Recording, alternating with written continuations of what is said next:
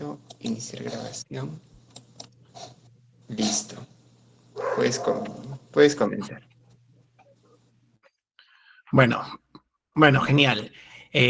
Muy buenas noches a todos los presentes que están ahorita en la reunión, las personas que se vayan a unir y las personas que vayan a ver la grabación en el futuro. Ya saben, mi nombre es Mirko Vidal. El día de hoy vamos a exponer sobre este tema que me pidió el Partido Libertario poder comentar. Es un tema bastante difícil de tocar en los medios de comunicación porque, a ver, un tema tan delicado es muy fácil ridiculizar un argumento con tan poco tiempo, por ejemplo, en la televisión, en un podcast, en un programa en vivo. Yo creo que es los temas más complejos, los temas más difíciles de tocar, creo que es bueno tocarlos en este tipo de conferencias, en este tipo de espacios, porque creo que es el lugar indicado, ¿no? Como digo, es fácil defender posiciones poco polémicas con muy pocos argumentos, ¿no? Porque no requieres mucha argumentación para ello, normalmente puedes hacerlo pasar por cosas del sentido común, pero cuando hablamos de crímenes sin víctima, es un tema bastante puntiagudo, peliagudo, peligroso, puntiagudo, como quieras decirlo, porque va en contra de mucho del sentido común que la sociedad, las normas comunes, los valores, y que el tema no se toque en, no sé, en una mesa familiar, en el comedor, con tu familia, lo estigmatiza mucho, ¿no? Pero en realidad creo que es un tema realmente necesario de comentar. Es un tema, por supuesto, que gente que se considera en la posición de la nueva derecha nunca va a tocar, por supuesto, pero es un tema necesario porque gracias a la penalización de los crímenes sin víctima, que ahora vamos a explicar qué es, países enteros literalmente han perdido, son estados fallidos gracias a la criminalización de los crímenes sin víctima, ¿no? Gracias a la penalización de varias conductas humanas que no son delitos, hay países enteros que tienen zonas donde el Estado no opera en esa zona, no como algo libertario, sino porque la delincuencia organizada que compite con el Estado para quitarle el monopolio de la violencia, intentan imponerla. Y a eso que quería ir, ¿no? Que el tema es realmente necesario en los tiempos actuales, solo que es un tema que, como digo, no se toca mucho, y normalmente ahora que las derechas a nivel mundial estén en auge, se toca menos todavía, ¿no? Porque no es un tema que a ellos les interese tocar para nada. Al contrario, es un tema que se barre sobre la mesa y siempre se pide lo mismo que no ha funcionado a lo largo de las últimas décadas, a lo largo de todo el siglo pasado, que es cuando inició a gran escala la criminalización de personas que no son criminales, pero el Estado les pone el mote de criminales porque le conviene, y voy a argumentar por qué. Entonces, voy a hacer esta conferencia, como digo, crímenes sin víctima y la despenalización de las drogas, y mi conferencia está basada en varios autores. He usado 3 autores principales, he usado más, pero los principales son Murray Rothbard, Lew Rodwell y, por supuesto, el gran filósofo del siglo XIX, anarquista liberal, Lysander Spooner. Entonces, vamos a ir a la introducción.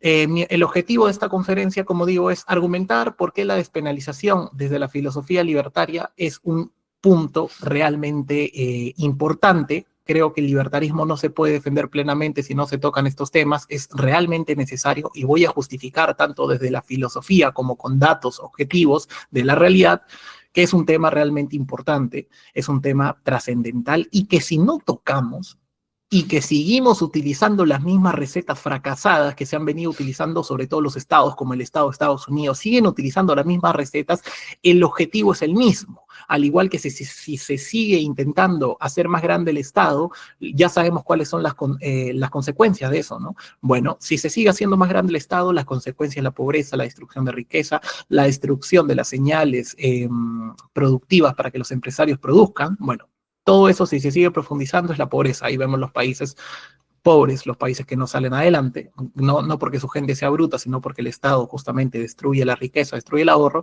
Bueno, en este caso es lo mismo. Si seguimos utilizando la misma receta de siempre, pues caeremos en la desgracia de siempre y en los resultados de siempre, ¿no?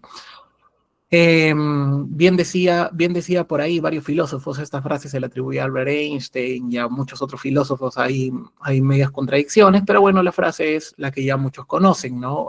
Locura en realidad es hacer lo mismo de siempre, esperando que esta vez obtenga resultados distintos, ¿no? ¿Y por qué lo digo? Porque el contexto de todo eso es que no hay que ser ciegos.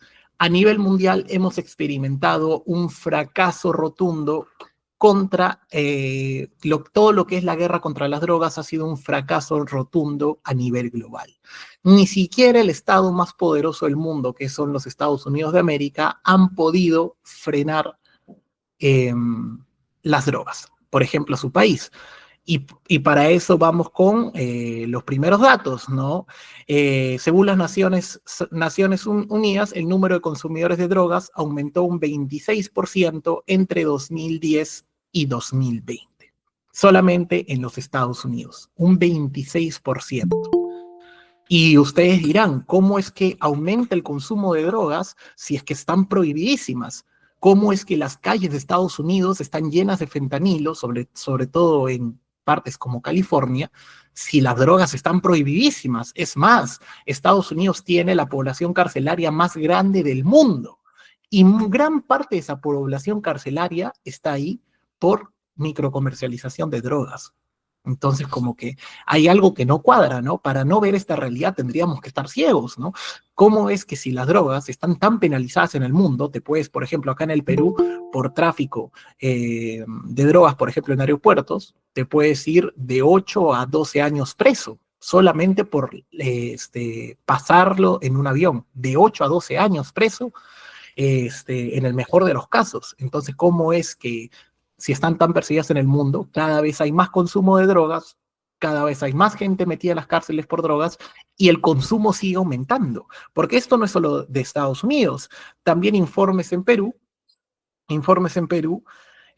dicen que la plantación de cocaína desde el año 1995 ha aumentado cerca de un 70%. ¿Las drogas en el Perú están prohibidas? Por supuesto. Entonces, ¿cómo es que la producción sigue aumentando casi exponencialmente, al igual que en Estados Unidos? Y Estados Unidos, el Estado de Estados Unidos tiene muchísimos más recursos que Perú. Entonces, hacernos los locos y no ver esta realidad para mí, es eso, hacerse los locos o quedarse ciego. La guerra contra las drogas durante todo el siglo pasado y el cuarto de siglo que llevamos ha sido un fracaso rotundo. ¿Ok? Entonces, para eso vamos con la filosofía política. Aquí quiero citar a Lysander Spooner, que Lysander Spooner tiene un libro que en Cato Editorial yo le he hecho un prólogo, que el libro se llama Los vicios no son delitos. En ese libro, en el primer capítulo, ¿qué es lo que dice Lysander Spooner? Bueno, acá se están confundiendo las cosas. Vamos a definir qué es un crimen, qué es un delito y qué es un vicio. Los vicios son todos aquellos actos en los cuales una persona se hace daño a sí mismo, a su vida, a su libertad o a su propia propiedad privada. Y un crimen es todo aquel acto voluntario por el cual una persona le hace daño a otra persona, a su vida, a su libertad o a su propiedad privada, a su empresa, a su casa, etcétera, etcétera. Entonces, se tiene que hacer esta definición porque un delito y un vicio son totalmente distintos. Cuando tú haces un vicio, que luego vamos a entrar en la definición exactamente de vicio, más a profundidad quiero decir, solamente te haces daño tú mismo. Y luego llega el típico conservador que te dice, no, en realidad tú cuando, por ejemplo, juegos de azar, apuestas deportivas, gimnasio en exceso, que se llama vigorexia, jugar videojuegos en exceso, etcétera, te haces daño a tu familia, pero en realidad jurídicamente no podemos basar el daño emocional como un delito, sino aquel novio que deja a la novia en el altar debería ir preso, aquel infiel debería ir preso. Estaríamos poniendo prácticamente la ley Sharia en Occidente. No podemos basarnos en el daño emocional, y esto es duro, lo sé, por eso esto hablarlo en un set de televisión es prácticamente imposible, ¿no? Yo ni bien habría empezado a hablar de esto, ya me habrían cortado y se habrían escandalizado, ¿no? Pero es que es así. jurídicamente, legalmente, no podemos penalizar el daño emocional. Es por eso que casi ningún sistema legal en Occidente basa el daño, la coacción, bajo argumentos de que tú te sientes triste, te sientes afectado por el hacer de una persona. Los sistemas legales que se basan en eso es la ley Sharia, por ejemplo. Ahí tienes los países del Medio Oriente o los países que basan parcialmente o totalmente, como en Afganistán, su sistema legal en la ley Sharia. Por eso apedrean mujeres cuando las encuentran adúlteras o cuando se quitan el velo, etcétera, ¿no? Entonces es muy importante quitar ese argumento conservador que no tiene ni pies ni cabeza, porque ni bien se empieza a hablar de estos temas, dicen, no, si hay daño directo porque tu familia se va a poner triste, por supuesto que se va a poner triste. Acá el debate es separar eso de un sistema jurídico legal. Si nosotros basamos eso en un sistema jurídico legal, imagínense, pues, podríamos acusar a tal persona de haberte causado depresión, de haberte engañado, etcétera. Por supuesto que está mal y creo que consumir incluso drogas es moralmente cuestionable, por eso yo no las consumo, y también me parece reprochable que alguien lo haga. Pero una cosa es parecernos reprochable, alzar nuestra voz de protesta para que alguien deje esa vida, y otra cosa muy distinta es empezar a encarcelar gente por la distribución o el consumo. Es totalmente distinto, ¿no? Entonces, como digo, volviendo a lo inicial, hay que separar dos cosas. Una cosa son los vicios, que ya he dicho, son los actos por los cuales tú te haces daño a ti mismo y a tu propiedad, y los delitos, que es hacer daño a otra persona o a su propiedad. Son dos cosas distintas, por lo tanto ya partimos de la base que un vicio no puede ser un delito, porque son dos cosas totalmente distintas. Y luego, ¿qué más dice Lysander Spooner? Lysander Spooner incluso dice, ok, imaginémonos que ya vamos a permitir la penalización de los vicios. ¿Qué es un vicio? ¿Por qué lo digo? Porque aparte de definir el vicio como esto, esta definición de un acto por el cual tú te haces daño a ti mismo o a otra persona, si no se define así, como dice Lysander Spooner, ok, yo tengo mi definición, y tú quieres definirlo de otra manera para ponerlo como un delito. Ok, si nosotros basamos en otras definiciones, nos encontramos con un gran muro de la verdad, y es que lo que es un vicio para una persona no es un vicio para la otra. Es decir, tú puedes realizar una actividad que te puede causar cierto daño, pero seguir haciendo tu vida tal cual e incluso te ayuda. Por ejemplo, grandes músicos que han escrito obras de arte así y que nunca han desgraciado su vida por todo ese tipo de sustancias. Y otra persona que prueba alguna vez algún tipo de sustancia y daña su vida irreversiblemente porque es una persona propensa a caer en vicios. Entonces, ni siquiera se puede definir un vicio para otra persona, solo te lo puedes definir tú mismo, si es que impide realizar tus labores diarias. Aquí estamos entrando en un tema de que si nos ponemos a reflexionar, es casi imposible definir un vicio para otra persona, porque nosotros no estamos en su mente y no sabemos efectivamente si esa acción le impide realizar toda su vida diaria o los objetivos que se ponga esa persona. Entonces, como digo, si nosotros empezamos a utilizar otras definiciones de vicio, llegamos a la conclusión de que es muy difícil definir qué es un vicio para otra persona. Un vicio para otra persona y que caemos básicamente, en lo que a mí me parece. Caemos en la relativización de la objetividad. Empezamos a decir, bueno, esa persona para mí es una viciosa, una persona para mí es una viciosa, debe estar en la cárcel, ¿no? Como digo, si no definimos así, caemos en la interpretación de los sistemas jurídicos actuales. ¿Y qué serían, por ejemplo, vicios socialmente llamados vicios, ¿no? Por ejemplo, sería el consumo de drogas, la prostitución voluntaria, los juegos de azar, las apuestas deportivas, etcétera. El tabaquismo, el alcohol, jugar muchos videojuegos, hacer mucho gimnasio, estar mucho tiempo en la computadora, manejar mucho. O sea, en realidad le podemos llamar vicio a muchas cosas. En realidad cualquier cosa podría ser denominada un vicio si nosotros lo consideramos así. Justamente estamos haciendo el ejercicio y vemos que muchas cosas, leer mucho también podría ser un vicio. Como dicen por ahí, todo en exceso es dañino, ¿no? Entonces, si vemos a alguien realizar muchas actividades, podría considerarlo un vicio. Como digo, es muy difícil definirlo, por eso quería tocar ese tema, quería tocar bastante el tema de los crímenes sin víctima, ya que bajo esta lógica, prácticas como el consumo de drogas, la prostitución voluntaria y el juego privado no deberían ser criminalizadas. Estas actividades pueden tener consecuencias negativas para algunos individuos, pero no suponen coacción ni daño directo a otras personas.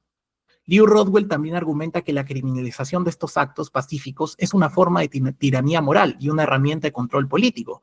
Por supuesto, porque si nosotros empezamos a criminalizar estos vicios, primero, si lo vemos desde el punto, ahorita lo vamos a ver desde el punto de vista actual, la realidad, pero si lo vemos desde el punto de vista filosófico, le estaríamos quitando al hombre lo que lo ha hecho avanzar lo que ha hecho avanzar a la sociedad. ¿Saben qué es lo que más ha hecho avanzar a la sociedad? Muchas personas dirán incluso el capitalismo, pero en realidad lo que más ha hecho avanzar a la sociedad, y justamente eso es una de las razones por las cuales funciona el capitalismo y el sistema de precios, es la equivocación. Cuando tú prohíbes los vicios, lo que estás haciendo es quitarle el motor del crecimiento de una sociedad, que es quitarle el derecho a una persona a equivocarse. Y si tú le quitas el derecho a una persona a equivocarse, le estás quitando el derecho a esa persona a aprender. Le estás quitando el derecho a esa persona a resarcirse de un comportamiento dañino y sobre todo le estás quitando el comportamiento moralmente aceptado en una sociedad. ¿A qué me refiero? Por ejemplo, el alcohol actualmente es legal, por supuesto, es una droga, es legal. No por eso vemos todos los días la sociedad destruida, llena de alcohólicos. Seamos sinceros, por supuesto que hay personas alcohólicas que no pueden controlarlo y qué pena que haya personas así.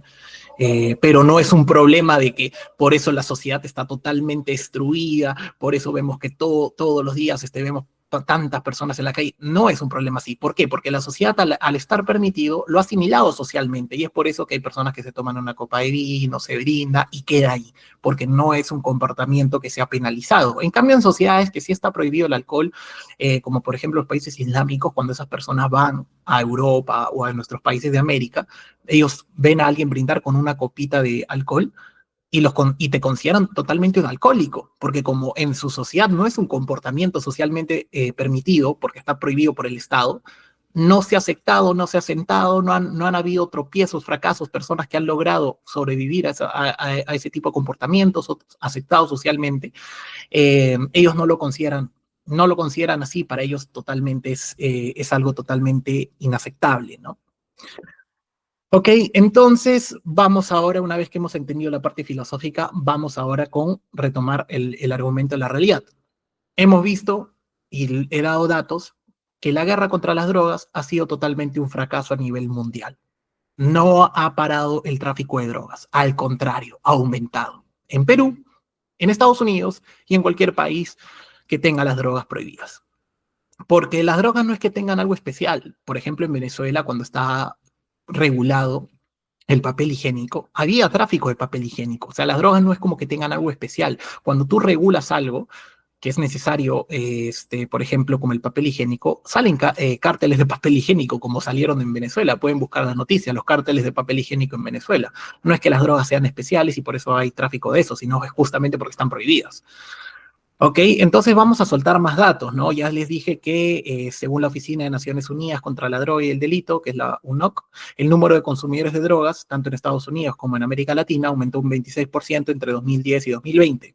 Además, países como México, Colombia y Brasil han visto surgir poderosos cárteles de la droga responsables de decenas de miles de asesinatos, que son, por supuesto, víctimas indirectas de la prohibición de las drogas. La represión ha generado mercados negros violentos, incentivando la corrupción, porque, señores, otra consecuencia de la prohibición de drogas es que aparte de que se crean cárteles criminales que asesinan gente y controlan áreas totales, es que crean estados fallidos como México. México tiene vastas zonas de su país, que es un país mucho más grande que Perú, que están controladas totalmente por el narco, que ni siquiera la policía entra. Literalmente el hijo de Chapo Guzmán hizo un asesinato enorme, una balacera enorme en todo un estado, una ciudad de un estado, y fue liberado a los pocos días. Literalmente en México hay políticos que están financiados directamente por el narco. O sea, literalmente no es solo ya que mueran personas. ya no es solo que estos cárteles, el dinero del narcotráfico, compre políticos. Ya no es solo que mueran personas inocentes por todo eso, sino que hay vastas zonas del país que controla el narco y que prácticamente quedan impunes porque se tienen que coludir tanto, tanto con los policías como con los políticos. Y quisiera hablar de todo eso con un poquito más de temple, ¿no? Ya que, como digo, vayamos a los 3 puntos un poquito más rápido. El fracaso de la guerra contra las drogas que ha producido incremento del consumo y la violencia asociada, es decir, hay más cárteles de droga, hay más dinero que mueve el narcotráfico, hay más consumidores, y ahorita les voy a explicar otra consecuencia de eso. Esto ha tenido altos costos sociales y económicos. Y tercero, no ha reducido ni la oferta ni la demanda. O sea, un fracaso absolutamente total. Ahora vamos con las consecuencias de la prohibición, que he puesto acá unos 4, pero en realidad me podría pasar 2 horas hablando de la consecuencia de la prohibición. ¿Cuáles son las consecuencias, señores? Primer punto. En un libro de Antonio Escotado que se llama Historia General de las Drogas, cuenta, y justamente esto también hay informes de la DEA y tal, que justamente la prohibición de las drogas ha creado las drogas más duras. Es decir, drogas como el fentanilo, las sales de baños, el crocodile, bueno, todas estas drogas que son las más fuertes y que son las más peligrosas y las que más pudren a una persona, nunca hubieran existido si es que la prohibición nunca hubiera estado sobre todo este tipo de sustancias iniciales como era la marihuana, la cocaína, etc. Por ejemplo, el crack es una consecuencia directa de la prohibición. Un primer efecto de la prohibición es que crea drogas más duras. ¿Por qué?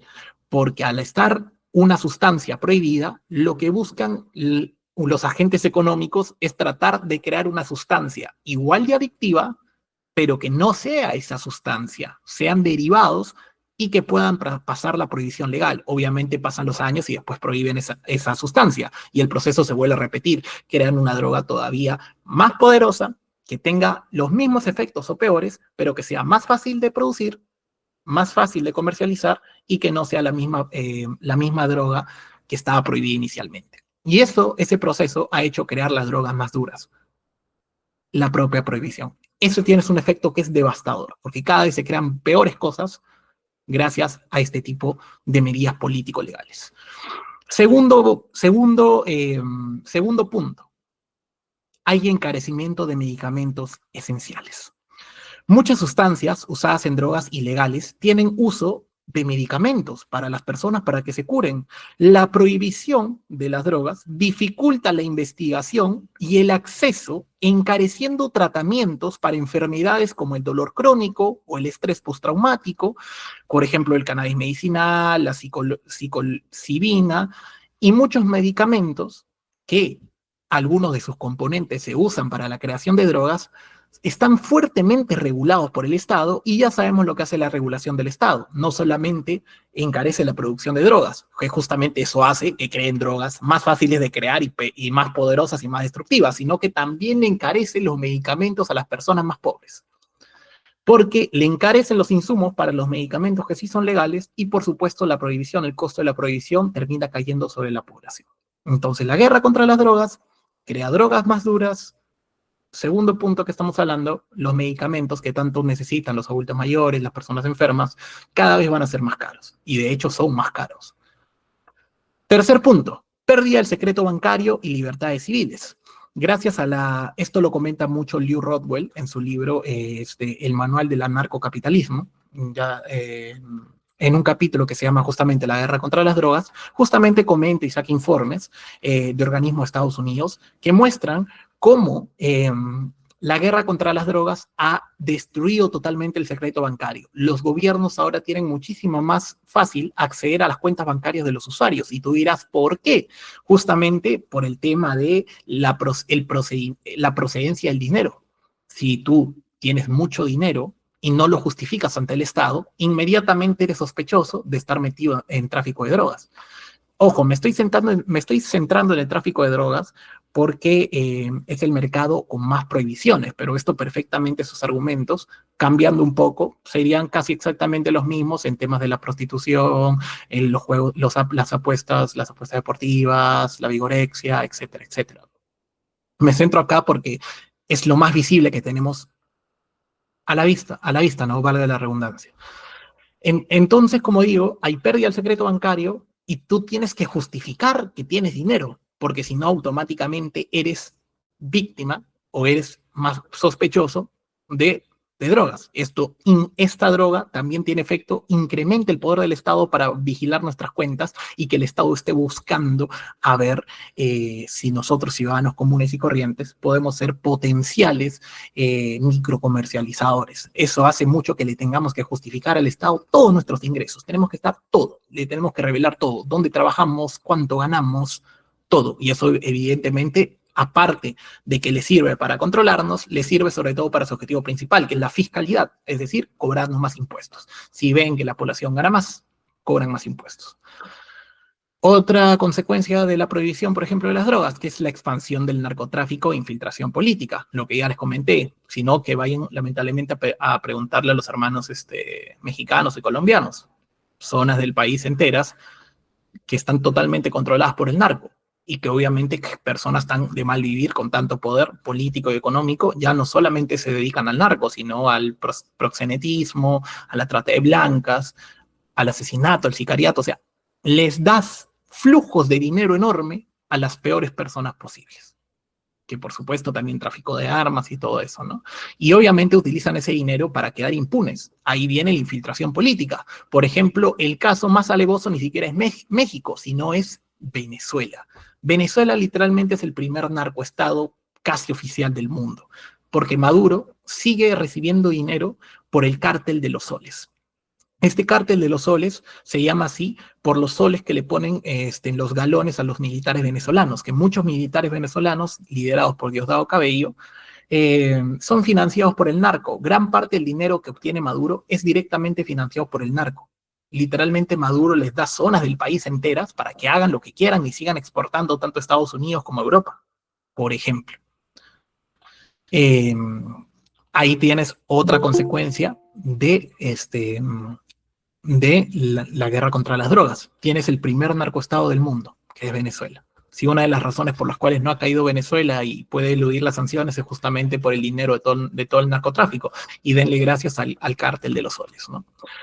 Y otra consecuencia de las múltiples que hay, porque, por ejemplo, podría hablar justamente de todas las personas que, por ejemplo, han muerto en Estados Unidos a raíz de la guerra contra las drogas, podría hablar de la cantidad de personas encarceladas en Estados Unidos, que tiene, como dije, la población carcelaria más grande del mundo, y la mayoría son personas que solo se dedican a la microcomercialización, mientras los grandes delincuentes están afuera.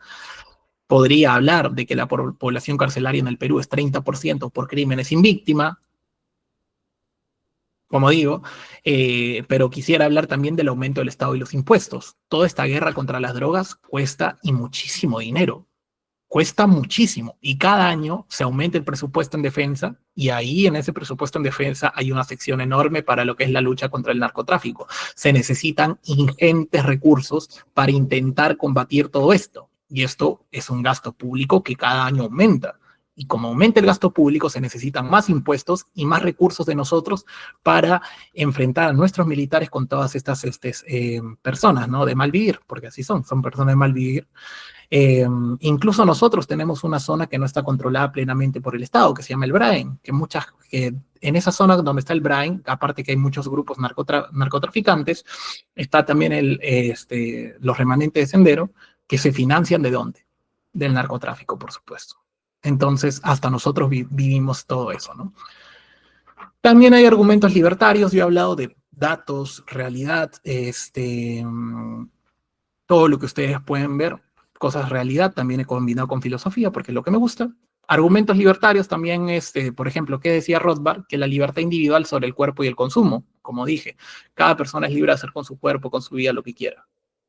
Y así tenga comportamientos autodestructivos, lo que podemos hacer nosotros es guiarlo, requintarle, decirle que está cometiendo el peor error de su vida, decirle que cambie, hacer todo para convencerlo, quitarle acceso de formas no intrusivas, etcétera. Pero al fin y al cabo, la decisión está en la persona, ¿no? La decisión está en la persona y, no se, y suena duro, ¿no? Pero lamentablemente no se puede salvar a todo el mundo. Y es así. Es como alguna vez una persona me preguntó, quizás en un mundo libertario no existiría la pobreza y diría, por supuesto, bueno, para empezar, habrían personas que podrían perder todo su dinero en un casino, por ejemplo, y caer en la pobreza porque apostaron absolutamente todo lo que tenían. Si no, miren los ejemplos cada vez que juega alguna selección o algún club de fútbol. Que gente, o por ejemplo, yo vi una noticia hace 2 años que un padre hincha de Boca que se fue a ver a la final de la Libertadores a Boca contra Fluminense en Brasil, que literalmente usó el dinero de su hijo para la universidad para ir a ver a Boca en Brasil. Y su hijo estaba ahí con él y su hijo decía, sí, yo estoy de acuerdo, obviamente ese hijo no tiene capacidad para consentir porque es un menor de edad, ¿no? Probablemente haya cometido el peor error de su vida y probablemente eso haya condenado a su familia a la pobreza, pero fue una decisión lamentablemente del padre que tendrá que asumir las consecuencias de esa decisión. E incluso si quieren continuar la historia pueden verla, pero al final lamentablemente Boca perdió y ni siquiera valió la pena todo eso, ¿no? Son muchos argumentos que hay. Es duro el tema, por supuesto, yo lo estoy tratando de tocar lo más fino posible, pero es una realidad que hay en nuestra sociedad, pero la forma de llevarlo a cabo vemos que no es la correcta y crea muchísimos más problemas que las propias drogas en sí. La forma de combatirlo que ha tenido el Estado y las leyes han sido de lo peor. Ya he visto y hemos comprobado que la solución a todo eso está muy lejos de todo lo que ha aplicado el Estado, ¿no?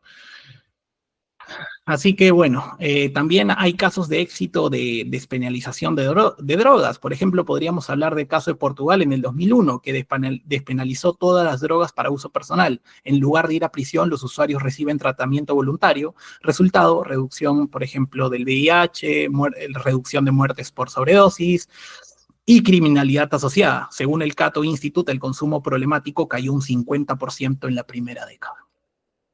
Segundo caso, tenemos el caso de Uruguay. Legalizó y reguló, no la despenalizó totalmente, pero legalizó y reguló la producción y venta de cannabis. Resultado, reducción del narcotráfico en el mercado local y mejora en el acceso seguro.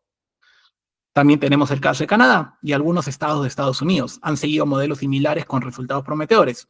Estos casos demuestran que la despenalización no genera caos, sino orden y mejoras en el consumo, o sea, menor consumo, que eso es lo ideal, al menos para mí, y mejor tema de salud pública, ¿no? Ahí tienen algunos casos de éxito o éxito parcial.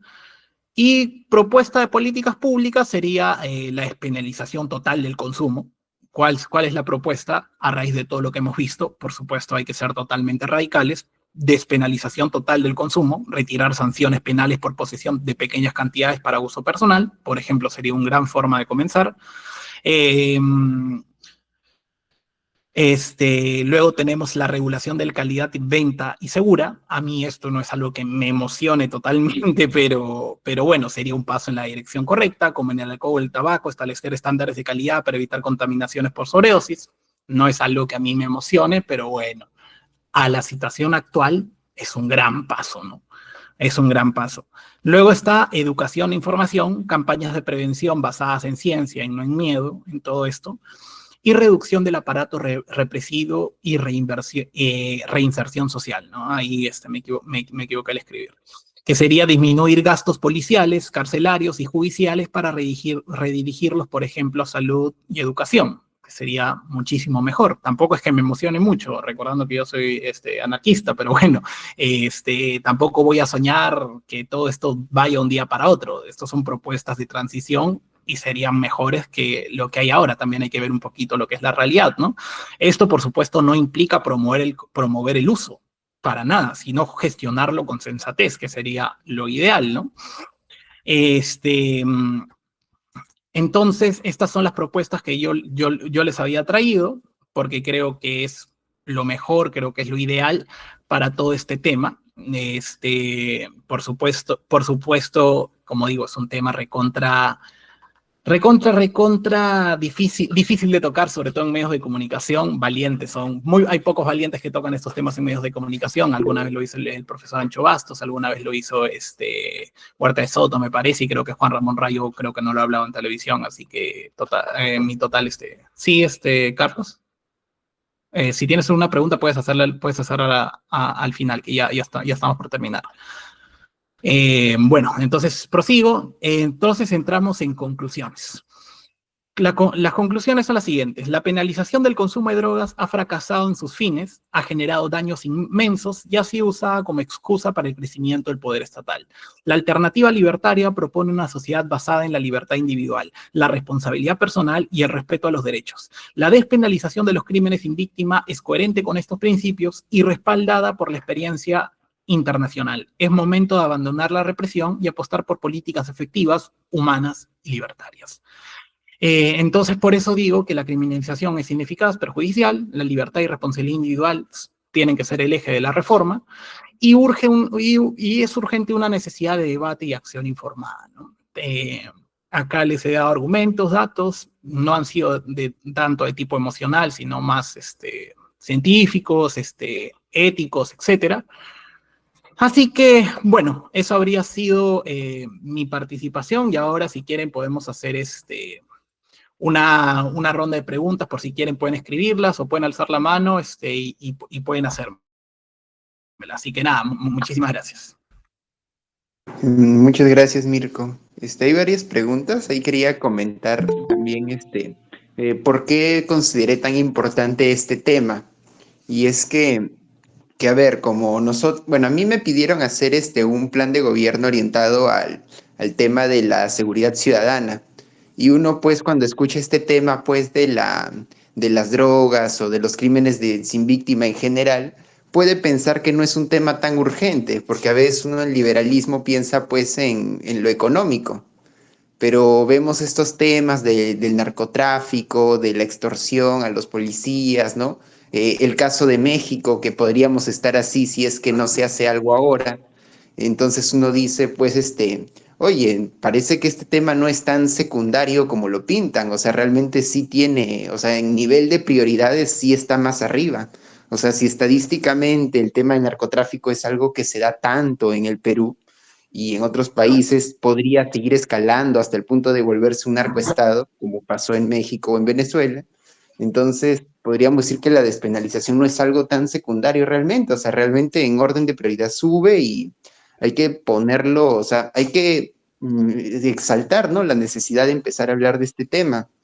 Además de que si tenemos la necesidad, digamos, de combatir o sea, de combatir la inseguridad y sabemos de que esto está asociado a varios delitos, el no despenalizarlo en cierta forma obliga a que cualquier gobierno tenga que combatirlo con armas, o sea, enviando a la policía, incluyendo, digamos, o sea, es como que tenemos estas dos opciones: o lo despenalizamos o enviamos a la policía a reprimir a los comerciantes, a los agricultores que producen esto, bueno, a las industrias, digamos, de químicas que lo hacen, a los consumidores. O sea, es o lo combatimos con armas o lo combatimos de una manera más pacífica y más efectiva, como tú mismo has explicado. Entonces, bueno, este era un poco por qué lo consideré tan importante el tema en el área de la seguridad ciudadana. A ver, vamos con las preguntas que tenemos ahí de Carlos y de Roberto. Sí, ¿qué tal? Buenas noches, Mirko. Buenas noches con todos, muchachos. Mirko, algo muy breve, nada más felicitarte por toda la labor que has hecho. Y bueno, en realidad siempre veo los programas, ¿no?, que vas transmitiendo. Y bueno, puntualmente, ¿no?, con el tema de hoy. En este caso mencionabas el tema de la despenalización de las drogas. Creo que, bueno, los libertarios y liberales deberían estar de acuerdo con este punto, ¿no?, por justamente las causas, consecuencias que traen. Pero esto a su vez no generaría también a futuro, tal vez en una reforma de segunda o tercera generación de un gobierno libertario en el que se pueda en todo caso, o generaría el tema de despenalizar el tema de la comercialización, producción promoción y publicidad de esto, porque de hecho que si es un producto que no está penalizado, en todo caso, si alguien tiene el capital y, y existe una demanda, probablemente si haya este tema, ¿no? De quién lo produce, un tema de quién compite con precios. Y el otro punto también, sí indicaste que hay países como Portugal que han despenalizado. En el caso de que se logre hacer eso en Perú y en un futuro no se pueda lograr el tema de despenalizar la producción, la logística y todo lo relacionado con ello, o sea, habría problemas con los otros países con los cuales tenemos tratados comerciales. De repente esto solo funcionaría en Perú, pero para hacer intercambio con otros países probablemente no nos permitan o quieran evitar tener ese acuerdos comerciales con nosotros. Ahora, el otro punto era aplicando esto no solamente a las drogas, sino también al comercio ilegal del oro, o la minería legal. Creo que por ese lado también debería ir. Por ejemplo, Lee Bater está que proponía el tema de que el BCR compre el oro, ¿no? Pero esto, al parecer, no parece buena idea porque esto podría generar complicaciones al BCR, obligarle que tenga que comprar eso, ¿no? Pero no sé qué propones como solución de que pueda liberarse el tema del comercio del oro, o si, no sé, las entidades bancarias deberían tener opciones a poder comprar ese oro, ya que el oro normalmente se va a Bolivia, ¿no? Y en realidad no se aprovecha acá. Mucho del oro que exporta a Bolivia en realidad es de Perú.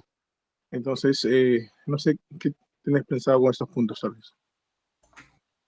Está bien, Carlos, muchísimas gracias por tus preguntas, ahí las voy a responder y nada, muchas gracias a todos los que están poniendo comentarios y quieran preguntar, yo encantado, a mí me encanta hablar de estos temas.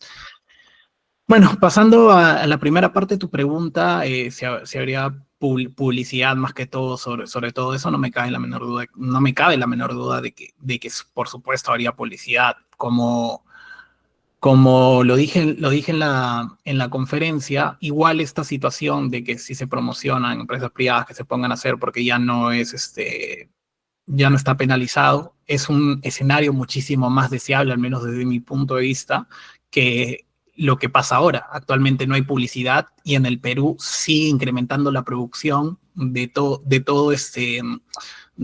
lo que es, por ejemplo, la cocaína, que vemos que en los últimos años las plantaciones han crecido un 70% con la prohibición. Incluso en ese caso donde veamos anuncios en la televisión o radio, tipo los anuncios que vemos con el alcohol, es un escenario muchísimo más deseable de lo que tenemos ahora, porque si tú, por ejemplo, despenalizas, haces que, por supuesto, matas la gran mayoría de la producción. ¿Por qué? Porque al ya no estar penalizada, bajas los costos abrumadoramente y desincentivas a todas las personas en ese ámbito para producir. Por lo tanto, matas muchos negocios y matas muchas fuentes de criminalidad y corrupción. Es más, los propios narcos y las propias personas que se dedican a eso son las primeras personas que se van a oponer a la despenalización. Entonces, en ese escenario, sí, a mí no me gustaría porque, como digo, no soy un consumidor de esas sustancias, no me gustan, respeto a las personas que lo hagan, pero no es un estilo de vida que a mí me llame la atención, la verdad. De todas maneras, me parece un escenario muchísimo mejor al que tenemos ahora, ¿no? Donde actualmente no hay publicidad de eso, pero la producción, si hay más producción, por supuesto que hay más consumo, sigue yéndose a las nubes, ¿no? Y no solo con el tema de la cocaína, sino con el tema del cannabis, la marihuana, etcétera, etcétera, ¿no? Luego está el tema de los acuerdos comerciales que tú mencionas.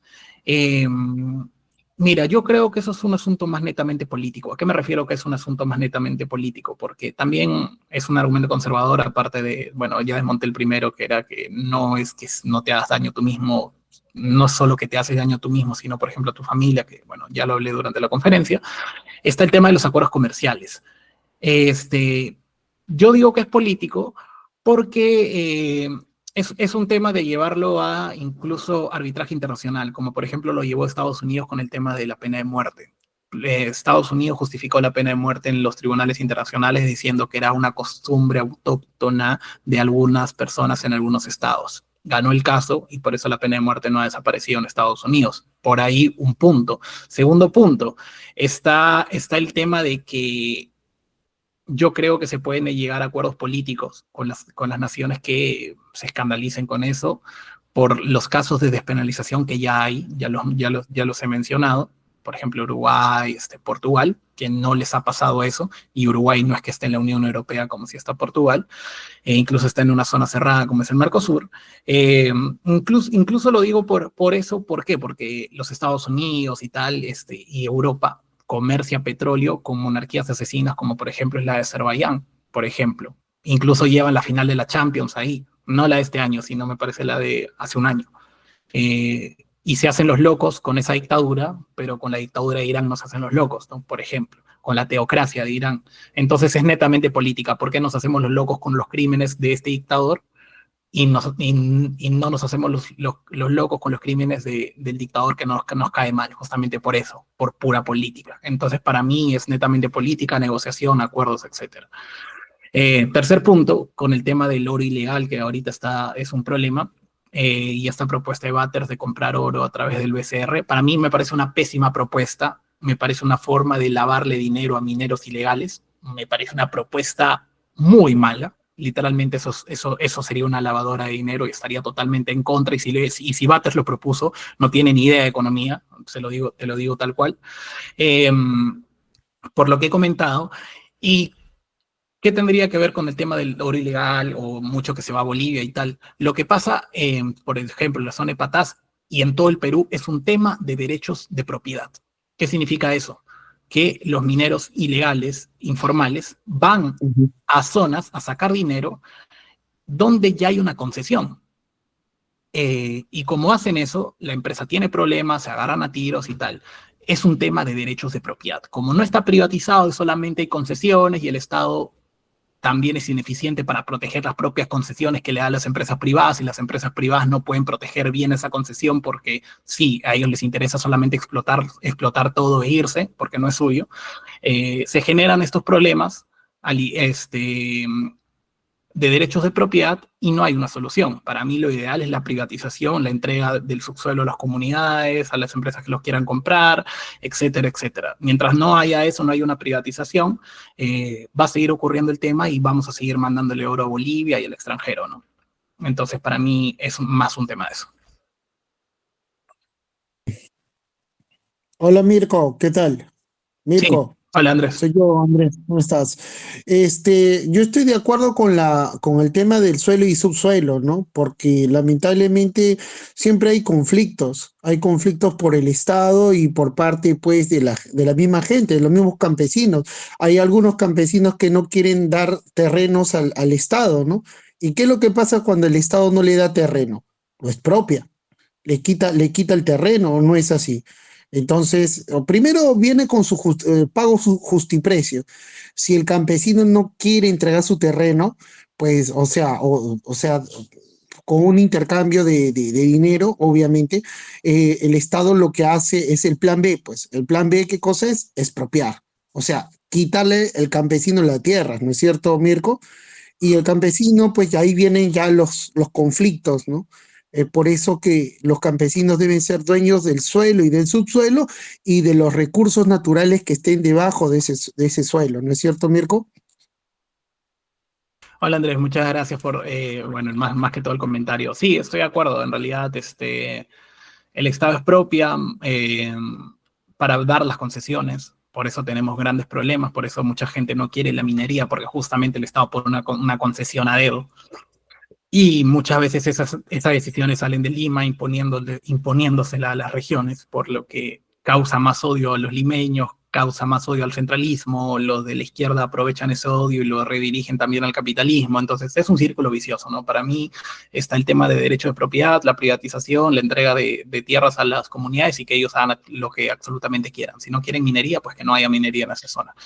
Y que o ellos obtengan recursos de donde ellos crean conveniente. Muchas gracias, Andrés. Siguiente, por favor. Hola, ¿qué tal? Buenas noches, Mirko. Primero saludarte porque admito que soy un gran admirador tuyo. Te conozco desde hace años ya, desde que Muchas gracias. Entonces, es un honor poder comentarte, ¿no? Quiero hacerte una pregunta. En este caso, es muy interesante el tema de las drogas, ¿no?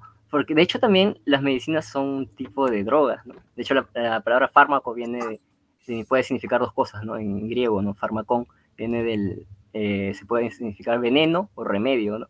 Entonces, todo aquello que se utiliza en demasía puede ser una droga, ¿no? Puede ser un vicio, ¿no? Pero no necesariamente significa que sea moralmente incorrecto, pues, ¿no? Porque en sí yo fundamento la moral, me voy mucho más allá de las definiciones filosóficas, ¿no? Pero yo soy un poquito más esencialista en ese caso, ¿no? Yo creo que el liberalismo también es esencialista, ¿no? Siempre va a las bases de todo, ¿no? En el caso de la moral, yo la percibo, ¿no? Como yo soy anarquista, la percibo como el derecho natural, ¿no? La moral es el derecho natural, es el piso moral en el cual se fundamenta todas las acciones humanas, ¿no? Toda la libertad, ¿no? De hecho, la moral nace por un acto, por ejercer la libertad, ¿no? Nace por el consenso entre dos individuos, ¿no?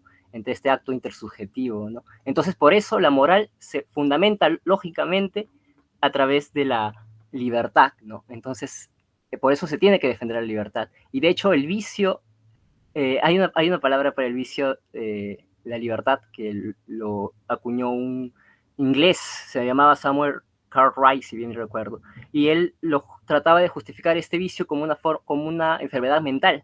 Decía que era una enfermedad mental que los esclavos negros tenían para tratar de librarse de sus amos, ¿no?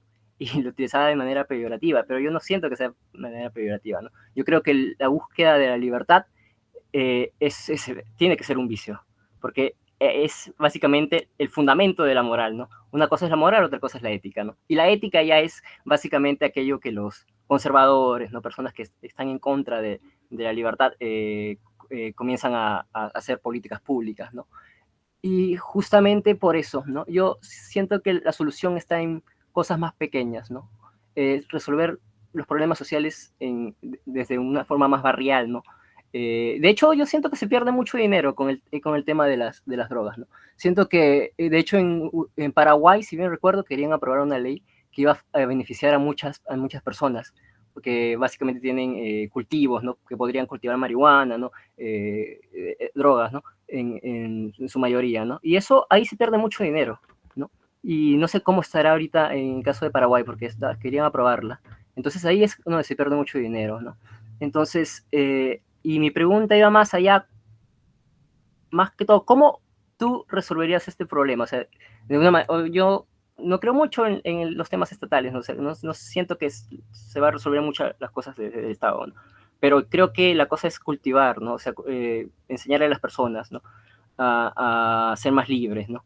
Entonces, ¿cómo tú harías, ¿no? No legalizar, ¿no? Tampoco, sí, bueno, la cosa es legalizar el acto de las drogas, pero tampoco incriminar, ¿no? O sea, tampoco verlo como algo malo, ¿no? Entonces, ¿cómo tú resolverías eso de una manera más pequeña, ¿no? O sea, sin tanta acciones estatales? A ver, si entendí tu pregunta es ¿cómo evitar Sí. la estigmatización social de las personas que consumen? ¿A eso? Sí, exactamente. Sí, cómo Vale. normalizarlo, ¿no? Porque también ayuda a la economía en cierta parte, ¿no? O sea, ayudaría mucho a las personas que puedan cultivar esas drogas, ¿no? Como en Paraguay quieren hacer. Es al igual que para mí incluso el consumo, al igual que la familia y tal, son instituciones, y al igual que, como decía Hayek, instituciones, pactos de comportamiento pautados, ¿no?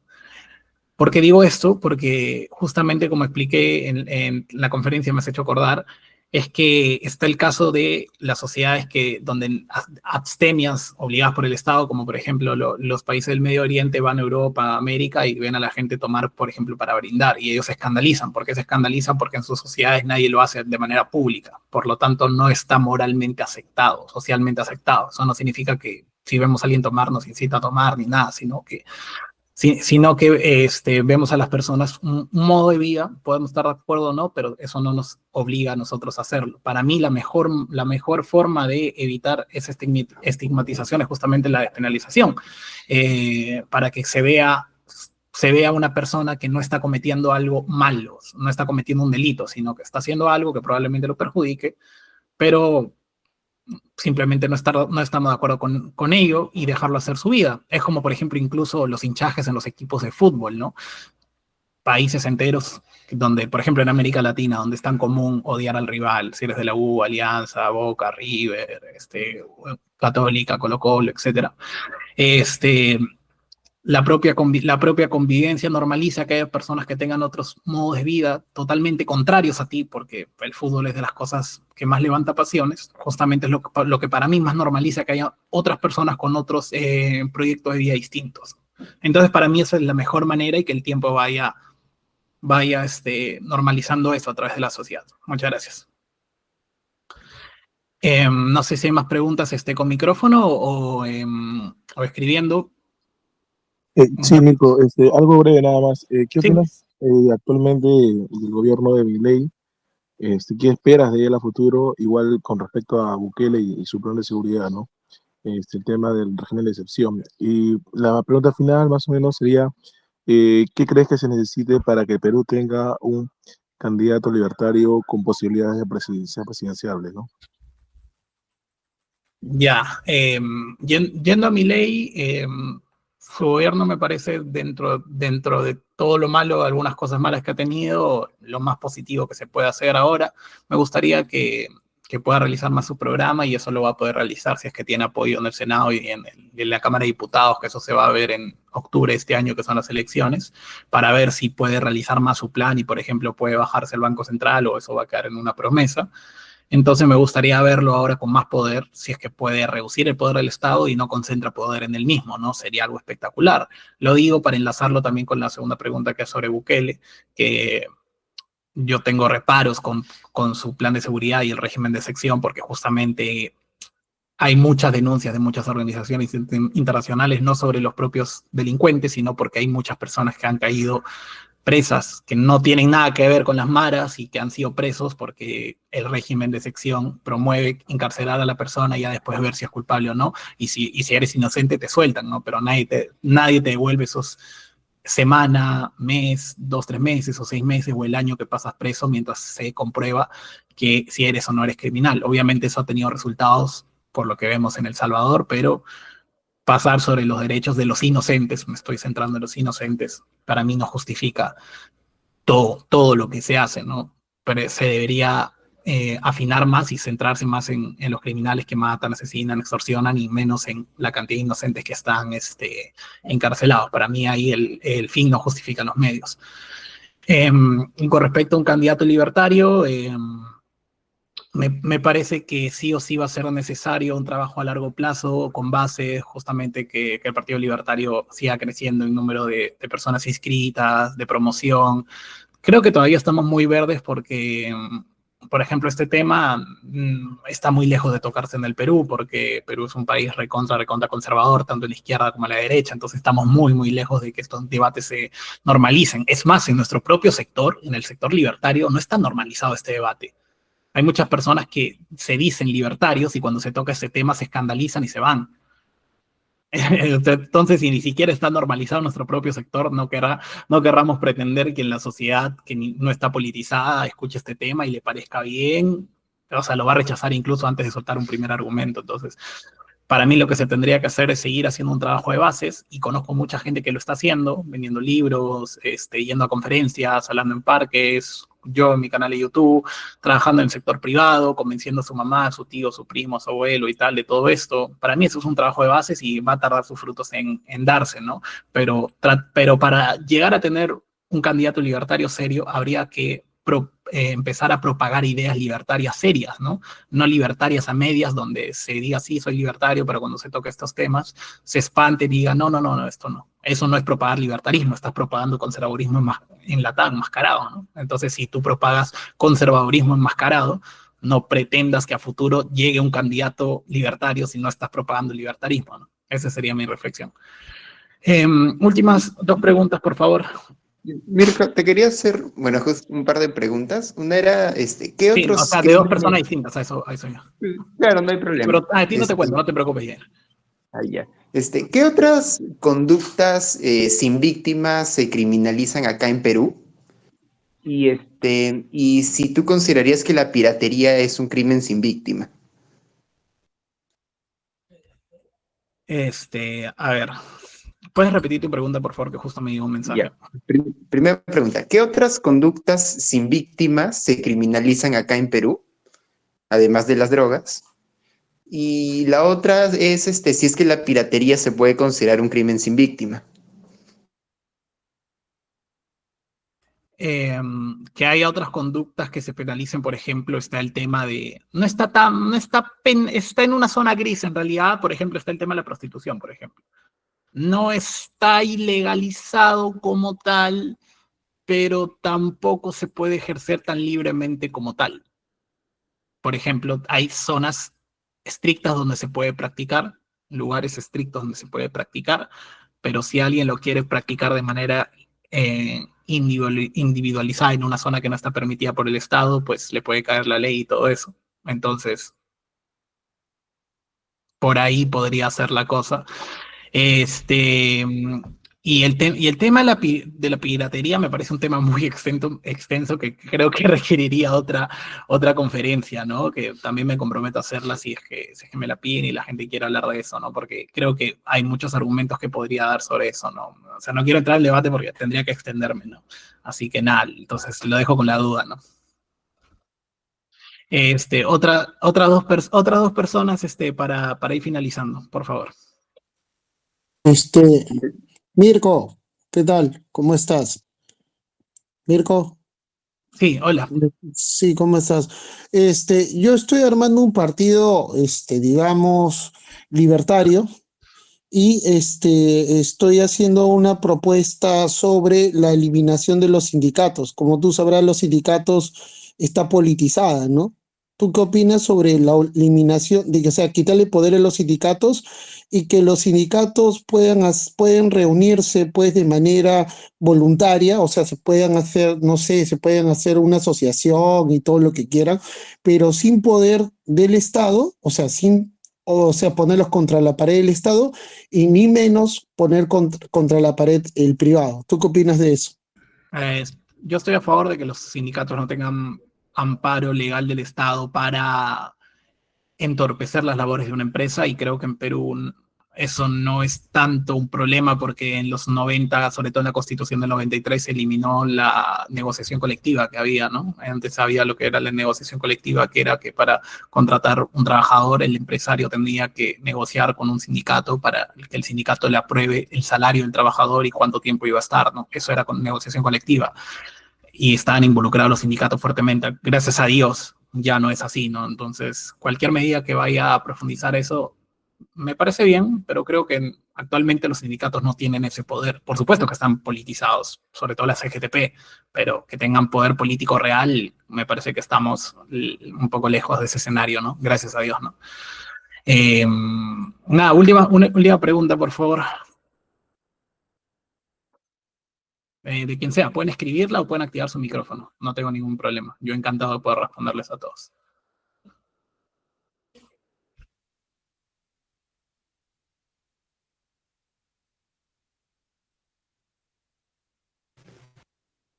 Parece que no hay preguntas. Bueno, en el chat lo han estado como debatiendo, parece, pero no han hecho una pregunta puntual. Entonces no sé si alguien querrá realmente. Sí, Mirko, Ahí- con respecto a lo que habías publicado ayer, me parece el tema de que el Congreso estaban proponiendo el tema de que tengan opción a generar gasto público, ¿no? Creo que se podría hablarnos un poquito de esto, breve nada más, ya que, bueno, no deberían tener opción de tener, de generar gasto en sí, ¿no? Y bueno, sí, sería un problema enorme, ¿no? Con el tema de que podríamos perder esta bonanza económica, ¿no? O que otras medidas económicas que mejoren esto, el liberalismo, podrías proponer, no sé. Sí, muchas gracias, Carlos. Con respecto a lo que está hablando Carlos, el contexto es que el TC acaba de sacar un fallo a favor del Congreso que dice básicamente que el Congreso sí puede generar gasto público. Eso estaba prohibido en un artículo de la Constitución. Y mediante reinterpretación jurídica, legal, argucias, etcétera, el TC ha dicho que en realidad el artículo no prohíbe hacer que el Congreso genere gasto público, a pesar de que lo dice expresamente, porque el Congreso quiere crear 20 universidades nuevas, 20, no creo, 25. Si el Congreso puede generar gasto público, literalmente nos vamos a ir al diablo. ¿Por qué lo digo? Porque el Congreso sí puede generar gasto público dentro del Congreso. Es decir, puede crear comisiones, cada comisión puede costar miles y miles de soles o decenas o centenas de miles de soles. Una comisión puede gastar en un año 300.000, 400.000 o millones incluso, 3 millones de soles, 6 millones de soles, Y eso es una, se crean comisiones como hongos en el Congreso, ¿no? Es más, el Congreso el año pasado, y está la noticia en Google, ha gastado el mayor pico de gasto público que ha hecho en toda la historia. Ahora imagínense eso trasladado a toda la economía. Imagínense que el Congreso quiere crear una universidad, un colegio, una empresa estatal, porque piensa que se necesita una empresa estatal para controlar los puertos, se necesita una empresa para controlar más a las aerolíneas, se necesita una empresa que supervise o que compita con Telefónica, etcétera. O sea, todo eso, lo que era Perú en los 80, podría hacerlo, ya que el TC le ha dado vía libre, y esa es una decisión, hasta donde yo sé, de última instancia, ¿no? Entonces, me parece que es lo más peligroso, y si no sabían nada de eso, bueno, lo he comentado en mi canal, y si no sabían nada de eso y no se enteraron por mi canal, es porque a nadie le interesa el futuro de este país. Es muy triste, ¿no? Pero a nadie le interesa eso, por más que la noticia sea lo peor que nos pudo pasar. Muy poco se ha comentado, pero bueno, ¿no? Para ¿Cómo aquí está. podemos revertirlo, Mirko?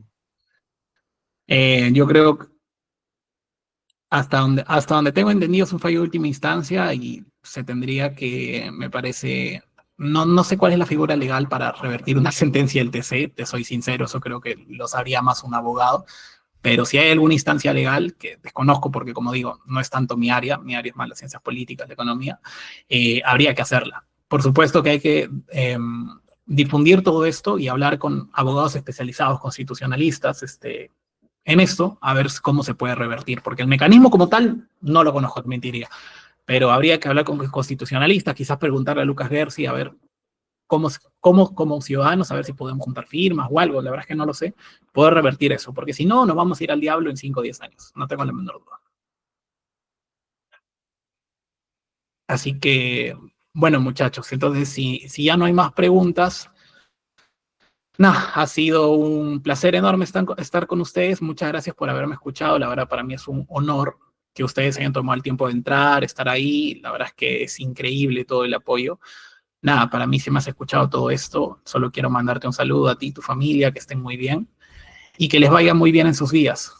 Es lo que más feliz a mí me hace, y muchas gracias por tomarte el tiempo de nuevo. Quiero enfatizar en eso, en haber podido estar acá, y que si te ha gustado todo esto, pues lo comentes. Y voy a estar hablando de estos temas en Amanecer Libertario, que es mi canal, y Somos Libres también en TikTok, que ahí estoy ya hace casi 2 años, donde sigo difundiendo todo este tipo de noticias desde un punto de vista libertario. Así que nada, señores, quiero agradecer al Partido Libertario la invitación, y espero volveros a ver pronto, ya sea en mi canal o en alguna conferencia presencial o en donde sea. Ahí nos estaremos viendo. Gracias a ti, Listo, Mirko. Mirko. Nos vemos, Mirko. Nos vemos. Nos Hasta vemos. luego. Luego. Buenas noches, Mirko, muchas gracias. Bueno, y ahí estuvo Mirko. Voy a dejar de grabar